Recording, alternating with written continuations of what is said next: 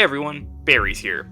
So, in this episode of Lore for Cybertron, we'll be taking a look into the Battle of Tiger Pax, an incredibly important skirmish involving the Autobots and the Decepticons, which acted as one of the most important victories for the Autobots, but at a grave cost. This event has massive consequences that directly tie into Fall of Cybertron, and provide a lot of answers to questions that I and many others have had.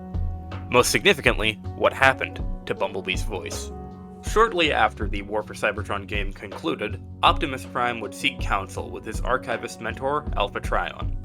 The two of them had become somewhat estranged since the war had begun, with Optimus directly fighting against Megatron, while Alpha Trion preferred to stay in the archives. Coward! However, this time Optimus had been summoned by Alpha Trion, and he was told that whatever his friend had to offer him, it was urgent. When he met with Alpha Trion, he was advised of an impending danger to the Allspark. Really quickly, in my last video we discussed the Well of Allsparks. Well, the Allspark itself is what powers the well, and the core of the planet is what powers the Allspark. Brilliant, the planet has fallen into a pyramid scheme scam. Alpha Trion expressed doubt that Optimus would be able to defend the Allspark should Megatron choose to attack. To which Optimus expressed silent anger at his old friend for doubting him. But Alpha Trion rephrased his point, that no matter what, the Allspark would not be safe on Cybertron for as long as Megatron still functioned. He proposed a solution, an ancient failsafe written in the Covenant of Primus, that would jettison the Allspark off-world. This failsafe, however, had another failsafe, that being that no Prime could activate the failsafe. Optimus took the information and left, calling for nearby Autobots to rally at Iacon's southern edge, at an Autobot command center. He drove within subsurface highways. Anything above ground at this point was at risk of Seeker bombardment. Once he reached the command post, he met with Ironhide, Ratchet, Bumblebee, Jazz, and Ultra Magnus. They discussed how Megatron would be fighting to take control of the Allspark, and with it, he would hold ultimate control over the future of Cybertron.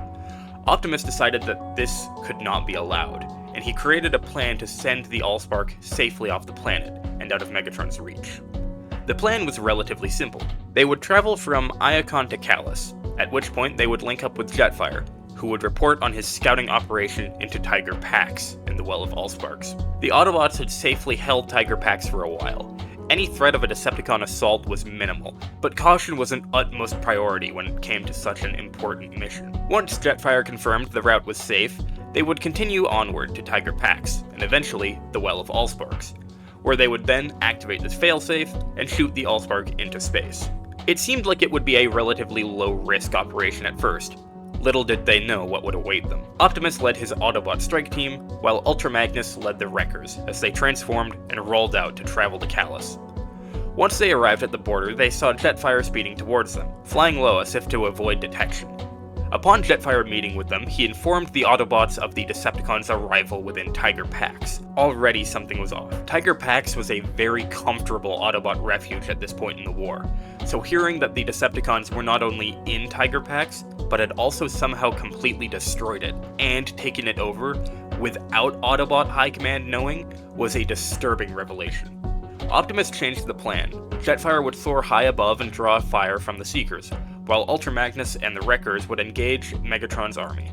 Ironhide and a few other Autobots would cover the Well of Allsparks where the Wreckers were stretched thin, and Bumblebee and Cliffjumper would take on any Decepticons trying to flank the main force. Bumblebee and Cliffjumper drove through the ruins and scrap of Tiger Pax, a city which was once similar to Iacon, now left as smoking rubble. Before Bumblebee and Cliffjumper could make it to their destination, they were ambushed by Barricade. Bumblebee would end up locked in a fistfight with Barricade for a while before Barricade was able to shoot some missiles at him and cause him to seek cover. However, then he had to deal with Cliffjumper attacking him.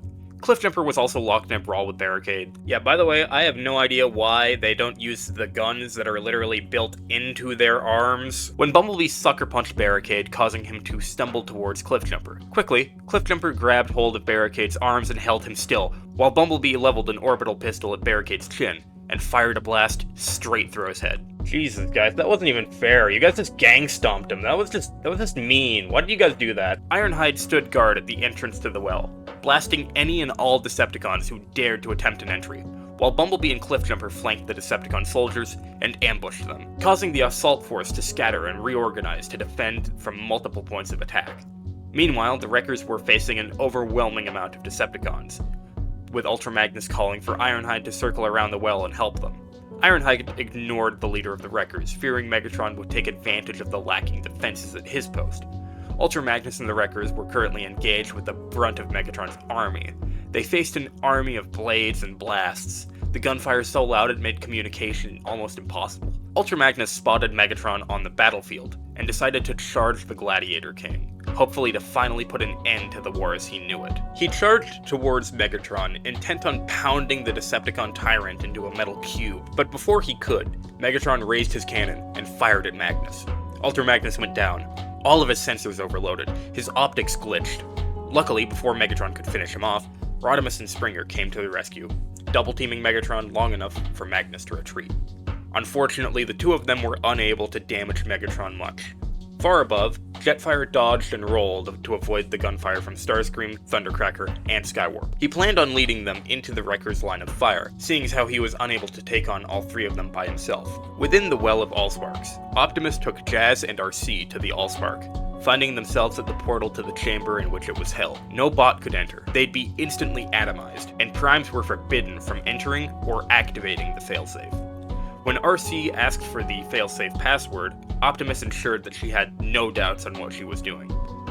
The loss of the Allspark would deal untold damage to Cybertron, and if they were unable to find the Allspark after the war had concluded, the Cybertronians would inevitably go extinct. RC made sure Optimus knew that she had no reservations when it came to their quest, so Optimus gave her the code. Outside, Jetfire evaded Starscream's blasts, and the other two Seekers getting shot down by the Wreckers on the ground. As Jetfire strafed an area, Starscream noticed Bumblebee sneaking up to Megatron to ambush him. Just before Bumblebee could get the jump on Megatron, the world exploded around him. Suddenly, the fighting stopped, as a blinding beam of blue light emanated from the Well of Allsparks. The Allspark itself floated high above them all, hovering still for just a moment, before the streak of blue light blasted off into space at an incredible speed. The launch of the Allspark caused Jetfire and Starscream and any other Seeker in the air to crash to the ground, and as the echo of the Allspark faded, so too did the battleground. Megatron was horrified. The very future of their species was now totally uncertain. He stood silent as he stared at the sky. The silence was broken, however, by laughter. Megatron turned to see Bumblebee, damaged by the explosions. Bumblebee mocked the Decepticon leader, who reached down and picked up the small bot by his throat, one hand clenching around his voice box. Megatron explained that he would not kill Bumblebee, as a reminder that he can kill when he pleases, and he can show mercy when he pleases. But no matter which one he chooses, it will always come at a cost. And then he tore Bumblebee's voice box out, and called for the Decepticons to retreat. Bumblebee lay on the ground, leaking energon from his wounds. Ironhide's voice cheered through the comms, celebrating their victory, and asking where Bumblebee was. He never responded. So, on that incredibly depressing end, that was how Bumblebee lost his voice at the Battle of Tiger Pax. This lore comes from Alex Irvine, the same man who wrote Exodus, a book which ties in directly with the old Cybertron games. Irvine wrote Bumblebee at Tiger Pax as a short fan story before it was confirmed to be canon in an Ask Vector Prime thread. I love this story. Getting to read about Ultra Magnus, Rodimus, Springer, and the rest of the Wreckers in the Cybertron games is great. Along with Barricade's death, which is on the similar level of brutality to what the Bayverse has at times. Anyway, thank you all so much for the successful launch of the Discord server. And thank you for everyone in the Discord server who helped me make this video. You guys are just so awesome, and if you want to join the Discord, since everyone in there is super nice, the link will be down there below. Anyway, thank you all for watching today's video. Kill all are one.